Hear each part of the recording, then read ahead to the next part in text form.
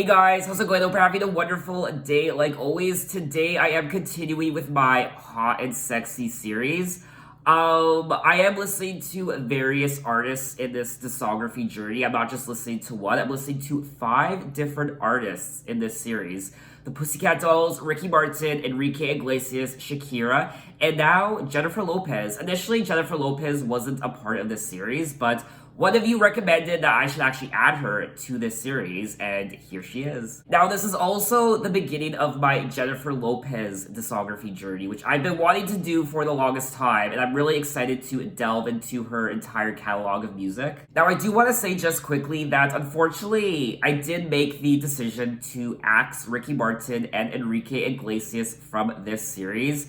It's not something I wanted to do. I was very excited to listen to the rest of their English language albums, but unfortunately, there doesn't seem to be enough interest in those 2 artists on my channel to keep doing them. So I will be removing them from this series for now. If you guys want me to keep doing them, if there is an overwhelming demand for me to keep doing them, I will, but there just doesn't seem to be enough interest in those 2 artists on my channel to keep doing them. But anyway, today is about Jennifer Lopez, and I am starting my Jennifer Lopez discography journey, and I'll be checking out her very first album from 1999 called On the 6th. Now, Jennifer Lopez's debut album was a big hit, not just in the United States, selling 3 million copies, but it was also a big hit around the world, selling 8 million copies worldwide. Now, it does say that at the time of the album's release, several other Latin recording artists, such as Ricky Martin and Marc Anthony and Enrique Iglesias, were achieving success in the mainstream music market, and they were considered responsible for the Latin explosion and ethnic boom led by Ricky Martin and Jennifer Lopez. Even Shakira and Enrique, I know Shakira didn't come along until a couple years later in 2001 with her debut English language album called Laundry Service. Now, Jennifer's debut album On the 6th did a lot of things for her. It really did evolve her into an icon of pop culture in the years after its release, and as we all know, the rest is history. Now, I am a little curious about Marc Anthony. I am tempted to do maybe just one video for a Marc Anthony album. So if you guys want me to do that, I probably won't listen to all his albums on this channel, but maybe 1 album or 2 albums. I'm very open to that idea. Now, when it comes to Jennifer Lopez herself, she is an American actress, singer, and dancer, and she is considered a triple threat entertainer. She can act, she can sing, and she can dance. And not only does Jennifer Lopez have a very lucrative music career, she has a very, very, very lucrative acting career as well.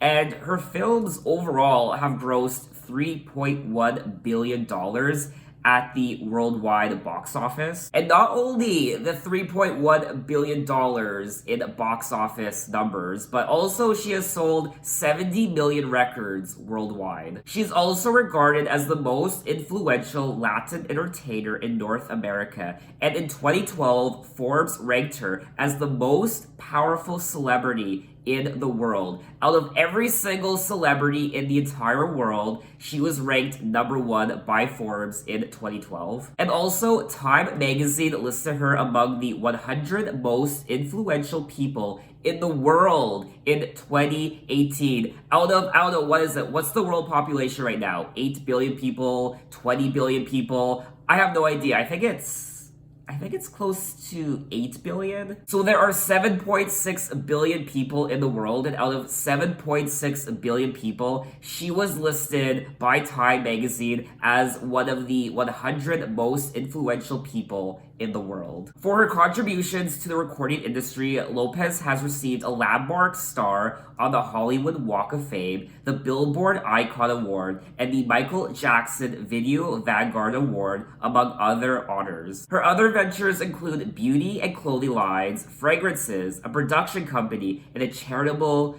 foundation. I mean, I wish my resume read like that. And not only that, should I go on? Am I gonna go on? Yes, I am, because her net worth is $400 million US.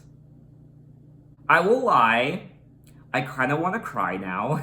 Now, I am looking at the track list of On the Six, and there are 16 tracks on the album. I believe I'm listening to the deluxe edition of the album. The album is 1 hour and 11 minutes, and the only tracks I recall hearing are tracks number 1, If You Had My Love, and track number 8, Waiting for Tonight. And all the other tracks are brand new to me, but like always, if I start listening to a song and it sounds familiar, I'll let you guys know. Now, we did kick off this video with the lead single from the album, If You Had My Love, which, correct me if I'm wrong, but I do believe this is her signature song. Now, not only was this her debut album, but it was her debut single, and the song peaked at number 1 on the Billboard Hot 100, making it one of the best-selling singles of 1999. Now, I am reading here that initially, Michael Jackson could have recorded the song.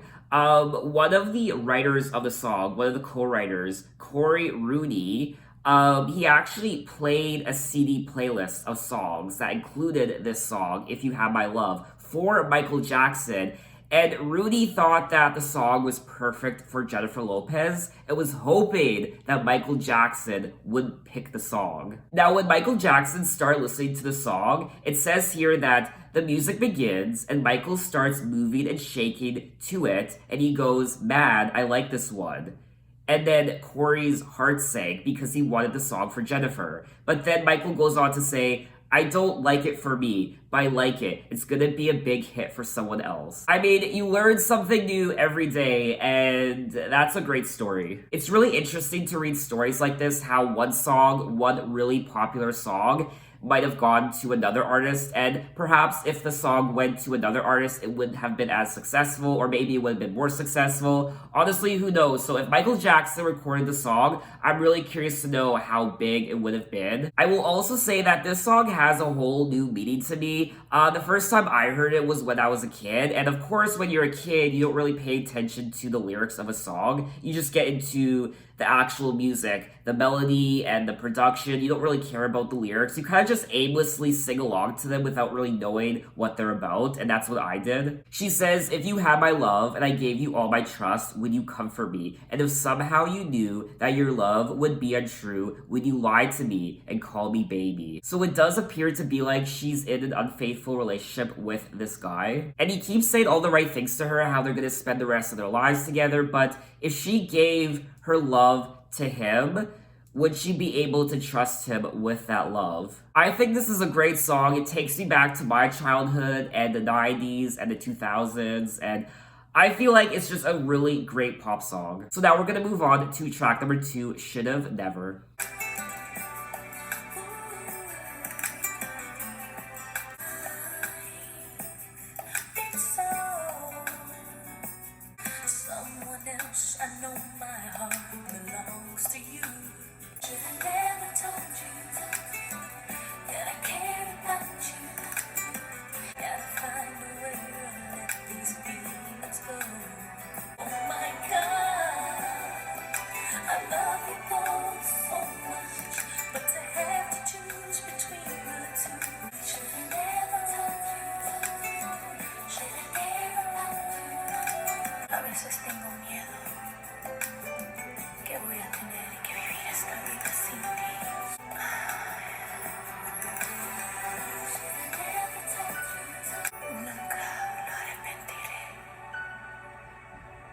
Okay, that was track number 2, Should've Never, and wow, this was a beautiful song. It was also very sensual, the way she was whispering and her breathing. It was a very sensual song, but when you read the lyrics, it is heartbreaking. She's saying that, "I wish I never laid eyes on you, should have never held your hand, should have never kissed you, should have never gotten to know you." So it looks like this is a continuation of track 1, If You Had My Love, how she wishes she never knew this guy, should have never. It looks like he might have been unfaithful to her, or it just wasn't the right relationship, and perhaps she had her heart broken, and she just should have never laid eyes on this guy. When I initially started listening to the song, I didn't really know what to make of it. I did think that it wasn't very memorable the first couple minutes in, but about the halfway point towards the end, I grew to really like the song. And I would definitely go back to the song again. I would definitely listen to it again. I love the overall production. It's very calming and relaxing. It's very sensual. Her voice is sensual. She's whispering into your ears. So I do think it's a great song. But anyway, let's move on to track number three, Too Late.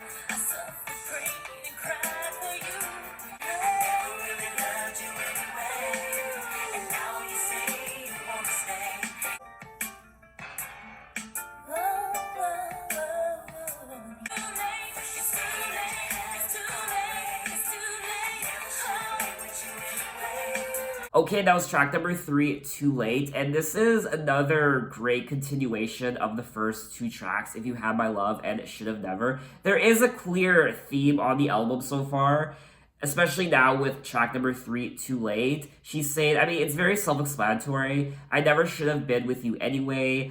And now you say you want to stay. It's too late because I'm sending you on your way. So now this guy wants to come back into her life, but she's not having any of it. She's saying goodbye. I never should have been with you anyway. And this goes back to track number two, Should Have Never, how she should have never kissed this guy, she should have never laid eyes on him. So this guy is poison to her, he broke her heart, and she wants nothing to do with him. Can I just say that I love the melodies on these tracks? In particular, the tracks I haven't heard yet, track number two and three, Should Have Never and Too Late. I do find the tracks to be growers, in my opinion.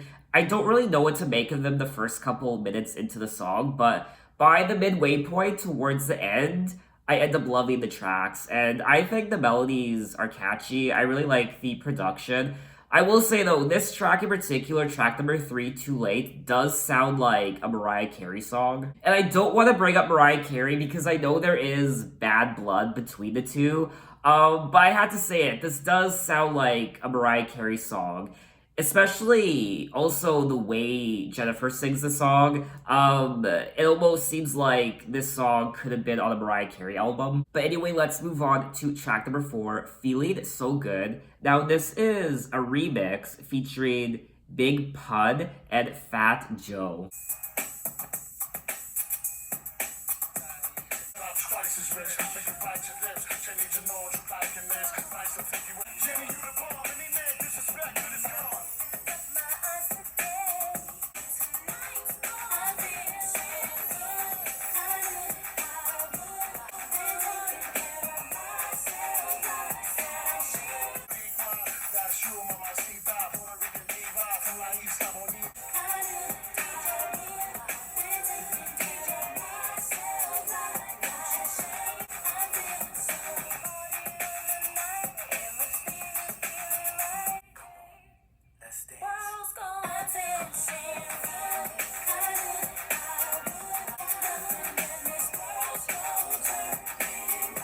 Okay, that was track number four, Feeling So Good. And these songs are contagious. And they do get stuck in your head. And they are earworms. And I'm really enjoying the overall sound of this album so far. I like the beat on this track. And it does sound a little bit of a hybrid between Mariah Carey and Janet Jackson. It more so sounds like a Janet Jackson song, in my opinion. I really liked it. This does sound like a song that could have been on Janet's, I don't know, Velvet Rope album, maybe even her All For You album. This is another self-explanatory song. She's saying, I'm feeling so good. I knew that I would. I've been taking care of myself like I should. This song also does continue the story of the album, how she broke up with this guy, and he wanted to come back to her, but she said, no way. And now she's kind of single and ready to mingle, and she is feeling good, she's feeling hot, she's feeling confident. Now, it does say here that around the time of the single's release, Big Pun, who was slated to join Lopez and Fat Joe for a performance of the song on SNL, died after a heart attack related to weight issues. So now we're gonna move on to track number 5, Let's Get Loud.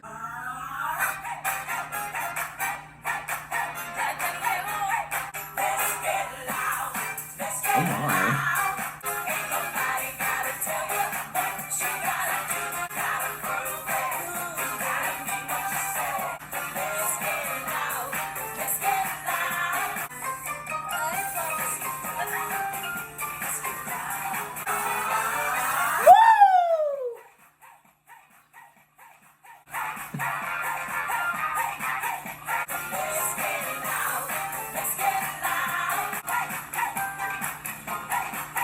Okay, that was track number 5. Let's Get Loud. Let's Get Loud indeed. Wow, this was, I mean, I don't need to tell you how much fun this song is.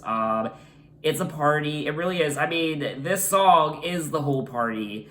And it got my body moving, and it's just so much fun to listen to. Let's get loud, turn the music up, let's do it. Come on, people, let's get loud. Now, the song was originally written by Gloria Estefan, and she actually wrote the song for herself, but she felt as if the song was too similar to her previous material and passed it on to Jennifer. Now, it does say here that Let's Get Loud is sometimes regarded as Lopez's signature song, which is weird because I've never heard this song before. And I really liked it. In 2021, the song was briefly performed as part of President Joe Biden's inauguration, which I did watch Joe Biden's inauguration, so had I watched it, I probably would have heard bits of this song, but I think it's a great song. Now, it does say here that prior to the debut of Jennifer Lopez's music, critics wondered why she would take the risk of launching a music career. It was noted that if the album was a flop, not only would it embarrass Lopez, but it might even damage her career. I really do feel like Jennifer and her team crafted this album so that it wouldn't be a flop. Given the final result that we have, I feel like this album couldn't have been a flop because of the fire hot production and the relatable lyrics and the catchy hooks and melodies. So, given the songs that are on this album, I can see how it wasn't a flop. But anyway, let's move on to track number 6, Could This Be Love? And this is the Mick G mix.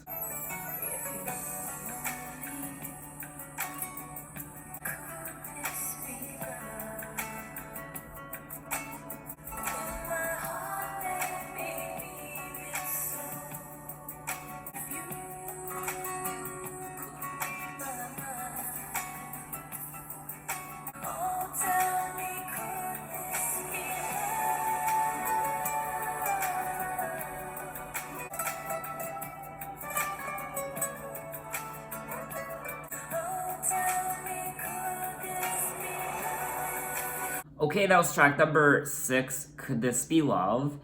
And it looks like she's falling in love now. She went through the breakup. Now she's feeling sexy and confident. She is single and ready to mingle. She's ready to have a good time.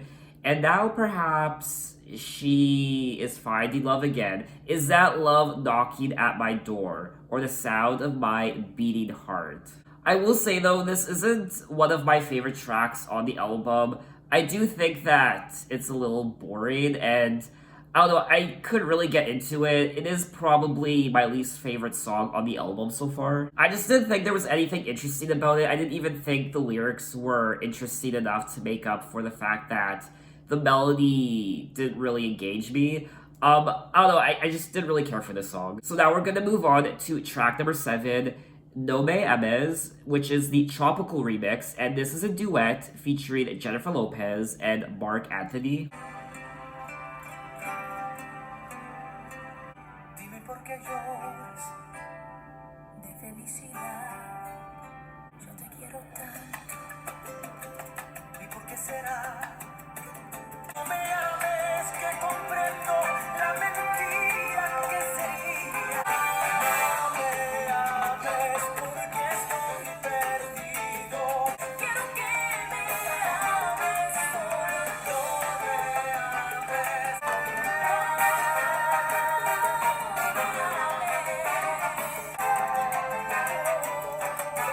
Okay, that was track number 7, No Me Ames, the tropical remix with Mark Anthony, and um, yeah, this was a nice song. It was all in Spanish, so obviously I don't know what they're singing about in the song.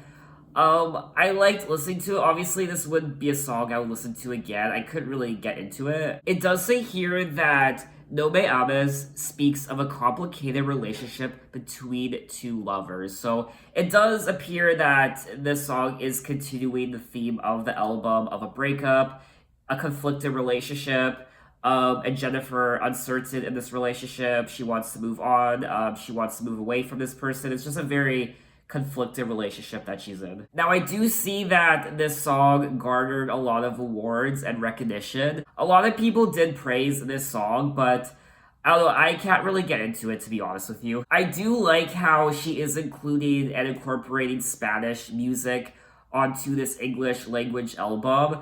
She could have easily have just made the album full English, but she is incorporating Spanish songs. She's even incorporating Spanish lyrics into the English songs as well, which is nice. It really does add more of Jennifer's personality to the album, as well as her Latin heritage. Now, Jennifer and Mark Anthony actually got married in 2004, which was 5 years after this album's release, but they did divorce 10 years later in 2014. But anyway, let's move on to track number 8, Waiting for Tonight.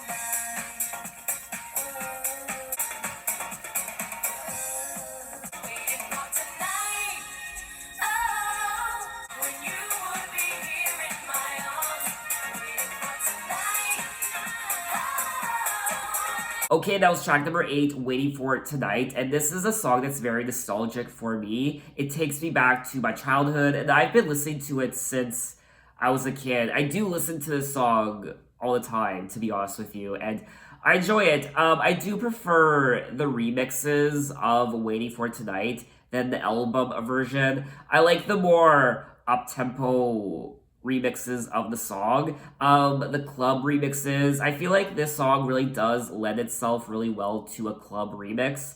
And those are the versions I listen to. I typically don't listen to the album version of this song. I just find it to be a bit slow. Even though this version of the song, the original version from the album, doesn't pack as much punch as the remixes, obviously, it still fits in with the sound and overall flow of the album.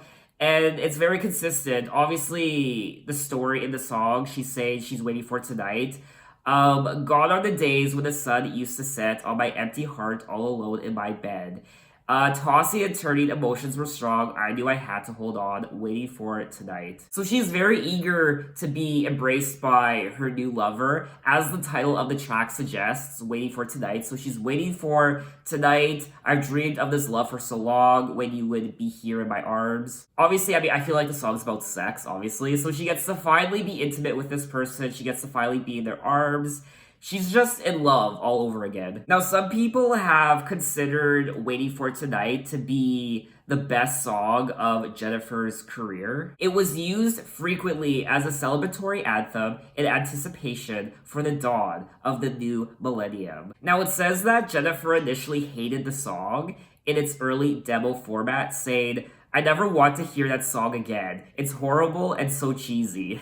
And of course, upon hearing the new version of the song, Lopez loved it and wanted to record it right away. So obviously, this song isn't just about waiting anxiously for the evening when you get to see your lover, your boyfriend, your girlfriend. Maybe you're anticipating a hookup, I don't know, but also is referencing just waiting for tonight, waiting for going to the club or going out for the night with your friends, waiting for maybe it's New Year's Eve and you're anxiously waiting, being able to go out with your friends. Going out to party, ringing in the new year, like it's suggested here how this song represented the dawn of a new millennium, the 21st century. I mean, sometimes I look forward to the evening because of what I'm gonna be making for dinner. I'm gonna be making stir fry for dinner tonight. Yes, I am waiting for tonight because I'm gonna be eating some delicious stir fry. Don't judge me, honestly. Anyway, let's move on to track number 9, Open of My Love.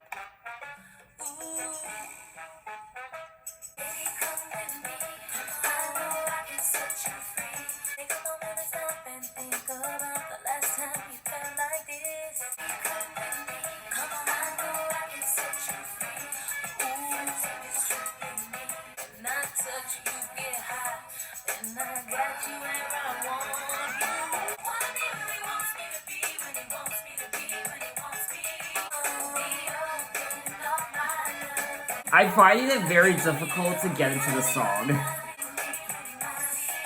Okay, that's enough. I did not like that song at all. It's probably my least favorite song on the album. It's funny how Jennifer thought Waiting for Tonight was cheesy. I mean, this song is much more cheesy than Waiting for Tonight. Obviously, this song is about sex. She's saying, touch you in that place you like, you'll be open off my love. I want to be where he wants me to be. I know I can set you free. When I touch, you get hot. Then I got you where I want you. I can see it in your eyes. Ain't no use in trying to hide. I mean, I hate the lyrics in this song. I mean, yeah, it's sexy, I suppose. I didn't like the melody. I actually found it a little annoying. It is a very amateurish song, in my opinion. It doesn't sound like a song that a 30-year-old would sing, a 30-year-old woman. It sounds like a song that maybe, I don't know, a teenager, a young adult, maybe someone in their early 20s would sing. Let's just forget this song ever existed. So let's move on to track number 10, Promise Me You'll Try.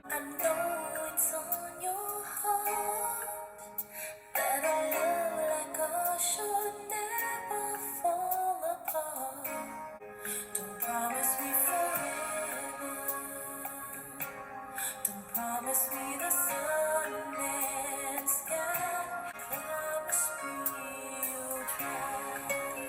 Don't pretend to know you'll never make me cry.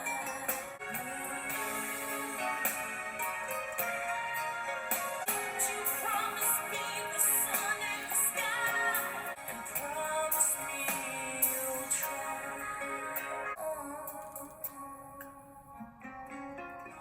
Okay, that was track number 10, Promise Me You'll Try, and I mean, I like the intention behind the song, obviously.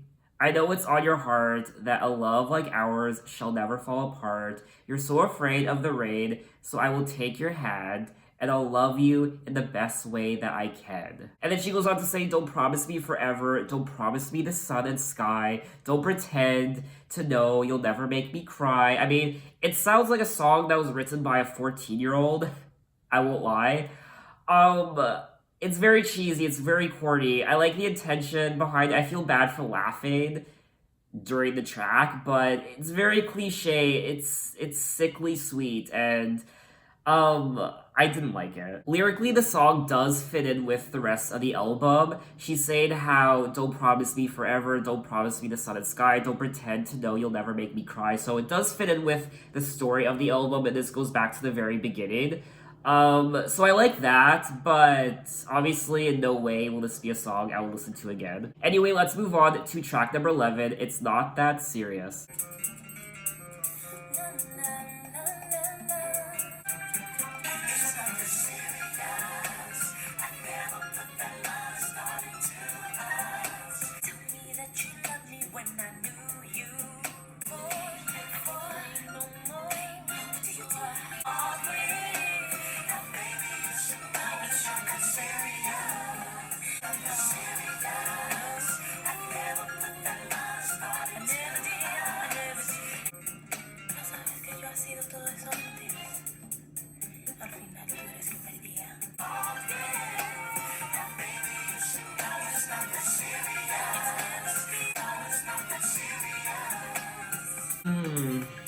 Okay, that was track number 11. It's not that serious, and I'm not really enjoying the second half of the album, especially these last three tracks. They do sound like filler tracks. My favorite part of this track was when she was singing Spanish. But that's about it. I didn't like the melody. Obviously, I enjoy the production of the song. I like the instruments and what have you, but the actual melody of the song and the vocals, I found it boring. There was nothing interesting about this song. There was nothing memorable except for the parts where she was singing Spanish. That kind of woke me up, but other than that, this song is a hard no from me. You can definitely tell that they're getting a bit lazy with the second half of the album because it's nowhere near as good or memorable as the first half of the album. But anyway, let's move on to track number 12, Talk About Us. I saw you and fell in love. You told me of your concerns too. Where do we go from here? What are we doing, baby? I think that we should talk about us. Why can't we live the way we want? I want to know. I just gotta let it show. What do we stand to lose? I think that we should talk about us.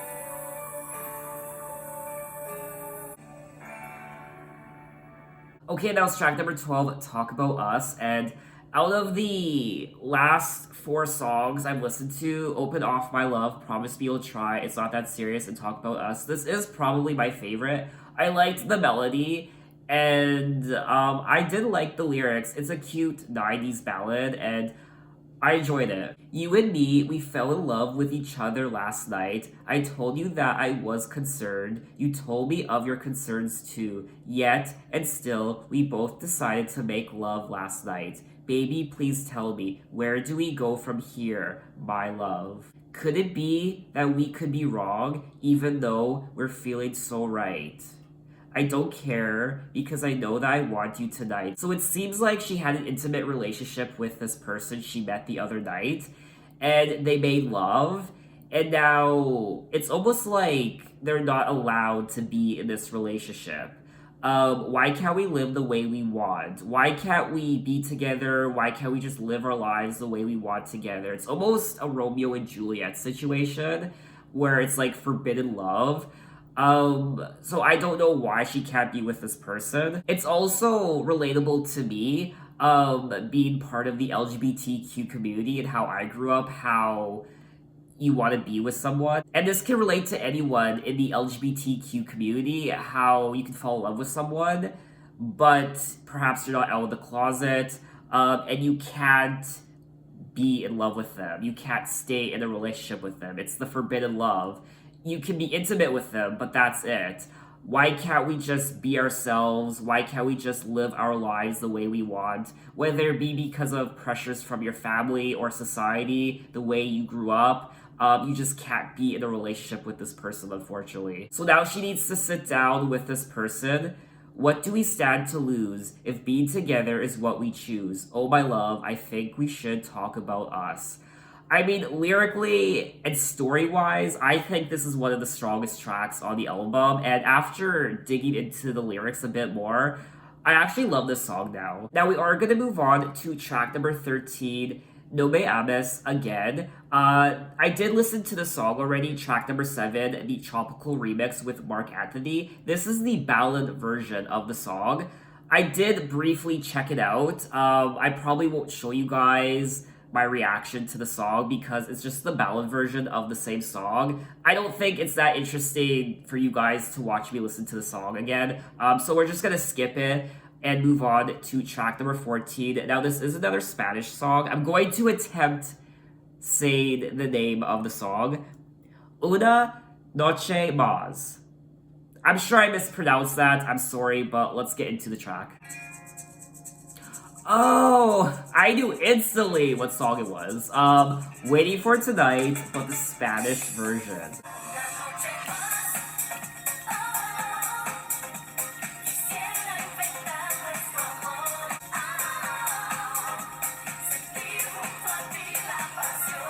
Okay, so that was the Spanish version of Waiting for Tonight. And now we're gonna move on to track number 15. Um, Baila. That's the name of the track, and it is from the film Music of the Heart. So let's get into it. Oh my. Woo!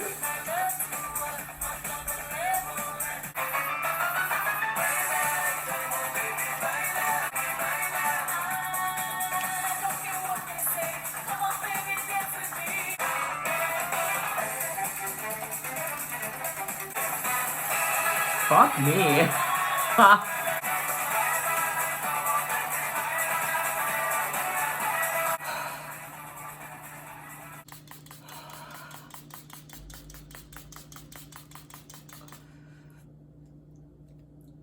That says it all right there. Now, I don't know what this Music of the Heart movie is. I've never heard of it before. It is a 1999 American biographical musical drama film directed by Wes Craven, which is very interesting because he is known for his horror movies like the Scream series. Um, and yeah, I don't really want to check it out. I don't really have an interest in it, but this song is from this movie. Meryl Streep actually stars in the movie alongside Gloria Estefan and Angela Bassett. So actually I actually do want to check out the movie now. But anyway, we have come to the end of the album, track number 16, theme from Mahogany. Do you know where you're going to? Do you know where you're going to? Do you like the things that life's been showing you? Do you know once we were standing still?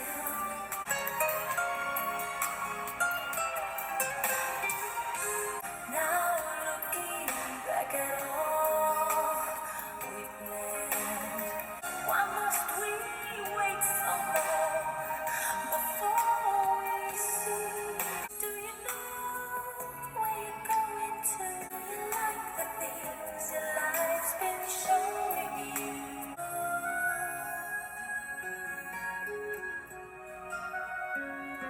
Okay, that was track number 16, theme from Mahogany. Do you know where you're going to? And this song was absolutely beautiful. Her vocals on this track are so tender and sweet and delicate, and I love the melody, and I generally like everything about this song. Now, the song was initially recorded by American singer Thelma Houston in 1973 and then by Diana Ross as the theme to the 1975 Motown Paramount film Mahogany. I mean, after listening to this song, I definitely need to check out Diana Ross's version of the song. I need to check out the film Mahogany as well. This is making me interested in it, and I think the song is beautiful. Okay, that was all 16 tracks of On the Six by Jennifer Lopez, and you know what? I enjoyed myself. I enjoyed this album overall. There are some great pop infused R&B Latin songs on this album. I also like how she incorporated Spanish songs onto this album. Spanish versions of some of her more popular songs, like Waiting for Tonight. Even in some of her English songs, she included Spanish vocals, which was nice. I didn't really like the second half of the album. I feel like towards the end of the album, they got lazy. The second half of the album definitely isn't as strong as the first half. I just don't find the songs on the second half to be very memorable. However, I did love tracks number 15 and 16, Baila and Theme from Mahogany, Do You Know Where You're Going To? I believe those tracks were added later on. They weren't part of the original release of the album. It says here that Do You Know Where You're Going To was a Japanese bonus track, and Baila was a European bonus track. Actually, Baila and Do You Know Where You're Going To were both European bonus tracks. There are a lot of catchy hooks on this album, a lot of catchy songs, and I thought the production was hot, it was sexy, it was steamy. Jennifer's voice is very sensual. I mean, she's not the greatest vocalist in the world. I'm not gonna lie. Her vocals are nothing to write home about, but it's the way she sings the songs. It's the sensuality of her voice, the way she whispers, and the playfulness of her voice. She's no Celine Dion, but her songs are, they pack a punch, and I love the hooks and the production, like I said. I did like the lyrics to an extent. I feel like the overall story of the album was getting a bit old towards the end. I wish she would have played around with other stories and themes on the album other than this relationship. How she broke up with this person, and then she was single, she was having a good time, she was feeling confident, she was partying, and then she fell in love again, and then she wasn't sure, she was falling out of love, she was falling into love. She was being intimate with this person. There are sexy songs on this album. I just wish she would have experimented more with the stories and lyrics on this album. I also found the lyrics in some of the songs to be very generic and cheesy and corny, especially towards the second half of the album. But overall, I do think this is a strong debut album from Jennifer Lopez. I'm just curious to see where her music takes her next into her next few albums, into the following years and decades, how she evolves as an artist. Now, it says here that Jennifer Lopez always wanted to be a famous movie star. She told her parents, but they told her it was a really stupid idea, and no Latinos did that. I do feel like, I don't know, my personal opinion is that I feel like Jennifer Lopez has a stronger connection to the cinematic world. She has a stronger connection to acting and movies than she does music. Obviously, music is a passion for her, but I do feel like movies and acting is more of a passion for her than music. I could be wrong. I feel like music was kind of a side project for her, something she wanted to delve into, and something she was very successful at doing. But I feel like her heart still lies truly with movies. The idea to do an album is not a gimmick. It wasn't, oh, I'm doing good as an actress, maybe I should make an album. I had a record deal before my movie career, luckily enough, took off. When I did Selena, it all came back again, having that interaction with the fans and the public, which you don't get in movies. I miss that very much. I miss the excitement of the stage, which I had early in my career with the musical theater. I also forgot that Jennifer Lopez is an entertainer, so obviously she entertains in movies. But she also wants to entertain as a musician on stage. She wants to tour and interact with her fans, and she obviously wants to be the center of attention. She wants to perform. She's a triple threat. She can act, she can sing, she can dance. So when it comes down to her either preferring movies or music, which one is her number one passion? I just feel like in general, she just loves performing, and whether it be movies or music, she just wants to be on camera. She wants to be on stage. She wants to dance.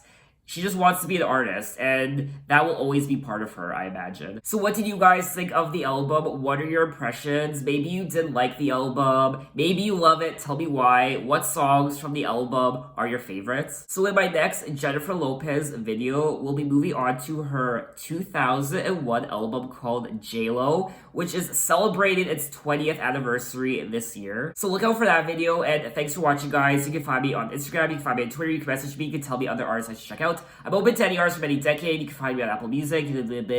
My mouth is so dry right now. I've been doing so much talking in this video. I have no more saliva left in my mouth. So, bye.